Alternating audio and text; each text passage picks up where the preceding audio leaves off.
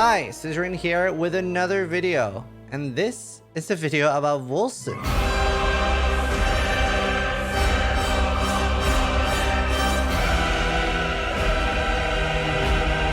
So, after the Diablo 4 weekend, I said I was going to do half a day of Wolcen, and honestly, I was going into this expecting to just meme around for half a day and be like, man, this really is dog shit. Because Wolcen had one of the worst gaming launches in all of human history. It was a very, very bad launch. Server issues aside, because that's something I'm very easy to forgive, we can see here on the Steam stats that it basically peaks at 1,900 in early access. Huge success. Their launch is 140,000 concurrents. Well, you see that there's not much after that. So what happened? And that's what we're going to talk about in this video, as well as I recently played it. How is it today? Wolcen was a game that for a while, I was already memeing about it before because it focused very much on things that in my opinion aren't as important. It focused very much on graphics first, city building, building your own house and things like that. And I'm like, man, none of these things are really that important. I firmly believe that the devs ran out of money and it was either like we launch now or it's gone forever. Now, honestly, there's not that much of a difference because as you can see now, not many people are playing Wolcen. So a lot of that is because of the disaster launch. Some of you are probably thinking, well, you said that you were easy to forgive the server issues, so what was the problem? A lot of people couldn't play on the first few days. You could play in offline mode, but not in online mode. And that is a big issue, especially for a lot of people. But I feel like a lot of companies struggle with launches anyway. I am not a developer, so I don't know how hard it is to expect the numbers you are when you have 1,400 players and then suddenly go 100 times that. But half of the skill tree didn't work. Very often when your character went to Act 2, it would just delete everything and you would go back to Act 1 again, or having to restart the entire character over again. It would just be gone. Sometimes there would be typos on skill, and that typo would actually affect the skill and make it like literally 100 times stronger, making for super bugged skills. So many things like cooldown reduction was super bugged, where you could, on a lot of skills, eliminate cooldown reduction. And I made one skill so powerful, you can see in the background here with the Ice Nova, you could only play this for like 15 minutes before there was such a bad memory leak, because obviously it wasn't meant to be spammed that much, that you had to restart the client, and it very quickly became unplayable. It was really bad, but even back then it had some really good features. Like Wolcen is always a game I've said it has the best campaign of any ARPG. All of the negativity was basically just around the fact that it was such a disaster launch. And that remains today. Wolcen is basically a massive meme. When people are rating it, people will be like, Wolcen out of 10, like how bad is a game, and things like that. Surprisingly, I wasn't expecting the devs to do anything past launch. They did like one small update, and then they kind of went silent. And then they've been doing, I think they've done 2 more updates since, which I was very surprised of. And last Tuesday, people said there was a big update, and it's called Endgame. It was supposed to add a lot more endgame to the game. I believe this was added than the last one, but either way, it wasn't there when I last played, but the 4th act in the campaign, as well as like more bosses had been added now. So I was like, you know what, I'll do half a day, play Wolcen, have some fun memes after Diablo 4, because I wasn't quite sure what I wanted to do. And I started playing, and I ended up not playing half a day, but playing 3 days. Now the short answer, do I recommend Wolcen? Absolutely not. Because even to this day, there is a lot of bugs. I was very lucky and had a bug-free experience, but several people of my community did have some bugs. There are a lot of reports. If you see the Steam reviews, there are a lot of negative reports. Some people are reporting either missing, deleted, or down-leveled characters. But we had several people in my community that they'd leveled to like level 47, and suddenly when they like logged off for the night, and this was 2 days ago, they were back down to like 37, or I don't know, they lost like 5 or 4 levels at least. So there are still game-breaking bugs like that. I also had to relog several times because either enemies would become invisible or my skills would become invisible. And there were like some weird glitches that just really, honestly, are pretty unforgivable at this point because it's 3 years after release. So while I'm still quite surprised that the developers are still working on it and it's not just abandonware, because they made a lot of money off this stuff. So I personally, I was expecting them to just, okay, we're done. This is particularly interesting because Wolcen's only monetization is, well, in the future, if they manage to unfuck their game, sell DLCs or expansions, but it's just a buy to play game. There is no in-game cash shop. But I've been playing it now. I played it, I think it was 25 hours, 22 hours, something like that. And it has an extremely long campaign. And it was also on sale. For most of the world, it was like $10 or $11, which is very cheap. Probably worth it at that price, even with some bugs. As long as you don't have to start over, that is always unforgivable. It's a weird review for me to give, because I have so many positive things to say about this game. But I do firmly believe for a game to be this buggy and so much of a mess this much after release is very unforgivable. So I can't in good conscience recommend this, and especially playing through it now that the campaign is finished and it is less buggy. And it's very important to note, you might not have this experience because several people are reporting game-breaking bugs where they got rolled back, etc. Nothing is more disappointing than just 8 hours of your life being gone for no reason and you didn't even opt into hardcore, because this game doesn't have that. It's surprise hardcore if that happens, right? Just like, oh yeah, your character died in his sleep, I had a heart attack. Gear in Wolcen and the depth and complexity is actually not too far off Path of Exile. It is more depth and complex than Last Epoch, which obviously is a downside to some people that want a game that's easier to learn. The skill tree is both bad and good. I'm gonna go in-game and show you. So this is the skill tree in Wolcen. You might instantly be reminded of Path of Exile. It is obviously smaller, but something I hadn't thought about myself that somebody in chat pointed out, because they were saying the skill tree is dog shit, so hard to see, and I was like, well, how is it different from PoE? Well, at least in PoE, it has some indication of what skills look like. Like, you know, the lightning nodes will probably have some lightning related symbols on it, and this is particularly confusing here because this skill tree rotates. So especially as a new player, just by glancing, if I open my skill tree for somebody in chat and they took a screenshot, they wouldn't really have any idea. Like obviously the start only has one green, one red, one purple, but seeing as these can be rotated and these can be rotated, they don't really have a great way of knowing, at least as a new player, what I've been taking. And it does have a very interesting system here. It is still very complex and there's a lot of different builds you can do. I basically ended up with a chain lightning build, Thunderstrike. Then I had Anomaly. As you can see, it has really cool glowy skills for those that like that. I had a Golem that would basically taunt things off me. This game doesn't have like mana like other games. You bounce between two resources. And then I had an Ice Nova. That was my build and I was having a really good time. I started off with Infinity Blades, and this is really cool because my life were iron. I basically turned into Protoss, and I was really excited. I played this for a good long while, and while it was fine and did a lot of damage, I hadn't really figured out my tank, so I was basically getting shredded. But yeah, it has a really, really nice skill tree. By far the best ARPG campaign I have ever played. Now, this isn't something I rate particularly highly because that's pretty much something you only appreciate one time. It is very long, it has really cool cinematics, and a surprisingly good storyline. It obviously, like, sometimes you'll be like, haha, Kitava, or like stuff like that, or haha, Lilith. Although I guess this came before Diablo 4, but you know, a lot of things will remind you of other games.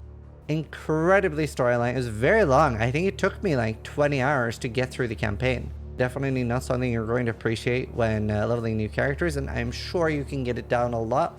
I was really taking my time. Let's talk about that a little bit, because that is definitely what the game does best. And I don't say that lightly because I do play a lot of other RPGs, but Wolcen has by far the best campaign of any ARPG.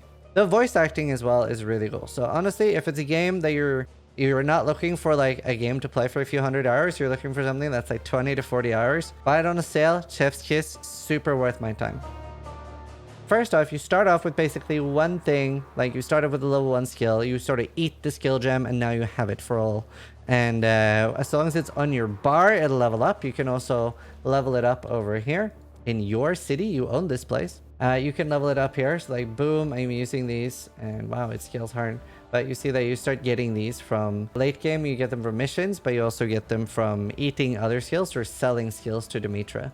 If you already have the skill, you'll eat it again, basically. You get all of these things that you can customize your skill on. Each skill will have just as many, and there'll be things like increasing your damage, increasing like status, like a shocking skill will shock more or shock better or have a higher chance to shock, increased chains, comboing it a little bit with other abilities, like it'll be zapped by an additional lightning.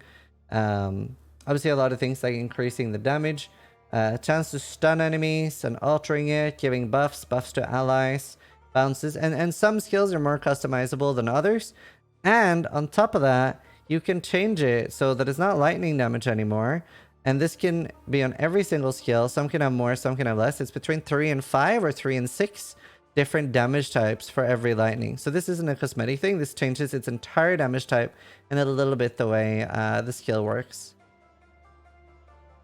As a bad thing, some of the skills do feel like garbage. I'll quickly explain it with this skill. If you see, if I am spam left clicking now, it doesn't move until it's basically stopped like a global cooldown. However, if I cast it twice, then it doesn't matter. Then it's instant. It's a bit weird and janky, and the first spell you get is Fireball, so it instantly feels awful.